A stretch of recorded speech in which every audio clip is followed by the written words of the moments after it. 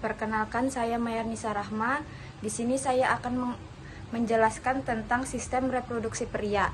Pada yang nomor 1, yaitu kandung kemih. Kandung kemih adalah sistem dari saluran kencing berbentuk kantung berongga yang bertugas menampung cairan yang telah disaring oleh ginjal dan akan dikeluarkan sebagai urin atau kencing. Pada nomor 2, ada vas deferens. Vas deferens adalah saluran panjang yang mengarah ke atas dan merupakan lanjutan dari epididymis, berfungsi untuk menghubungkan epididymis dan uretra. Pada nomor 3, ada tulang kemaluan. Tulang kemaluan atau bisa juga disebut sakrum merupakan persatuan beberapa ruas tulang belakang. Yang keempat, ada penis. Penis adalah bagian luar organ reproduksi laki-laki yang berfungsi sebagai saluran kencing, urin, atau saluran sperma. Yang keempat, ada glans penis. Glans penis atau kepala adalah bagian ujung penis yang bentuk mengerucut yang terdapat lubang saluran uretra. Saluran ini mendukung fungsi penis sebagai tempat keluar urin dan air mani. Yang keenam, ada skrotum. Skrotum adalah bagian seperti kantung yang di dalamnya terdapat testis, berfungsi menjaga suhu testis agar sesuai untuk produksi sperma. Pada nomor 7, ada epididymis.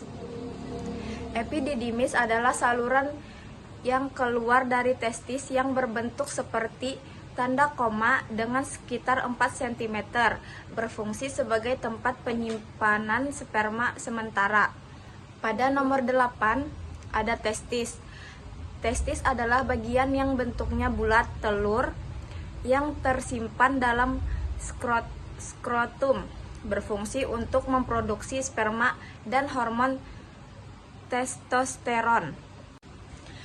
Pada nomor 9, ada prostat atau kelenjar prostat. Adalah yang berbentuk seperti kue donat yang terletak di bawah kantung kemih, berfungsi menghasilkan cairan bersifat asam. Pada nomor 10, ada vesicula seminals atau bagian yang berbentuk seperti kantung kecil berukuran kurang lebih 5 cm yang terletak di belakang kantung kemih, berfungsi menghasilkan zat-zat yang diperlukan untuk perkembangan sperma. Perkenalkan, nama saya Novia Ramadhani. Di sini saya akan menjelaskan tentang sistem urinaria. Yang pertama, ada kapsul fibrus, merupakan kapsul transparan yang mencegah infeksi di daerah sekitaran penyebaran ke ginjal. Yang kedua, ada korteks renal. Korteks renal adalah lapisan luar dari ginjal yang mengandung glomerulus dan tubulus renal, tempat terjadinya penyaringan dan reabsorpsi dalam pembentukan urin.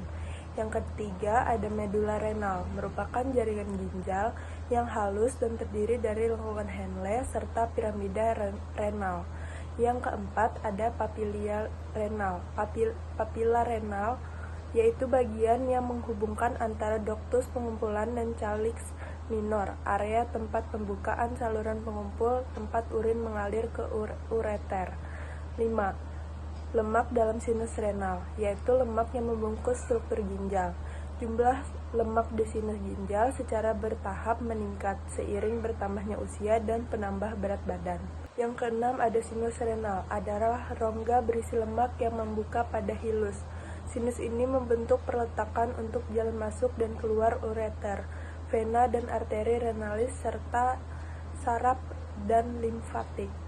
7. Lobus renal. Lobus renal adalah unit fungsional dasar dari ginjal, terdiri dari satu piramida renal, jaringan korteks yang melingkupinya, dan sebagian kecil medula renal. Fungsi utama lobus renal adalah untuk memproses dan menghasilkan urin. 8. Uretra. Uretra adalah saluran tipis yang berfungsi untuk mengalirkan urin dari kandung kemih menuju lubang kencing terletak di area panggul. 9. Piramida renal. Yang ke-10 ada vena renal. Vena renal adalah pembawa darah yang disaring dari ginjal kembali ke jantung. Ke-11 ada pelvis renal. bagian ginjal yang berbentuk corong dan berada di bagian terdalam renal. Fungsi bagian ini sebagai jalan bagi urin menuju kandung kemih. 12.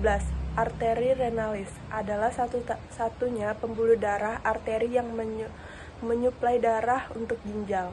Yang ke-13, kalix minor, bagian ujung pelvis berbentuk seperti cawan yang mengalami penyempitan karena adanya ductus papillaris yang masuk ke bagian pelvis ginjal.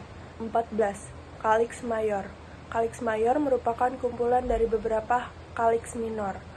15. Renal pelvis merupakan bagian dari ureter pada ginjal yang berbentuk seperti corong.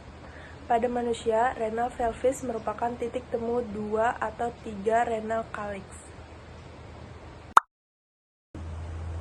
Perkenalkan, nama saya Hilma Aisyah Jahra. Di sini saya akan menjelaskan tentang sistem sensoris pada hidung.